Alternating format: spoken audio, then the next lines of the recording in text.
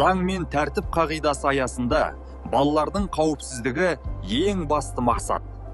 Заң мен тәртіп барлығымыз үшін ортақ міндет. Сондықтан әрқайсымыз жауапкершілікпен әрекет етуіміз керек. Автобустың алдынан не артынан өтпе. Көлік кенеттен шығып қалуы мүмкін. Мектепке бару және қайту кезінде бейтаныс адамның көлігіне отырма. Бөтен адамдардан сыйлық немесе ақша алма.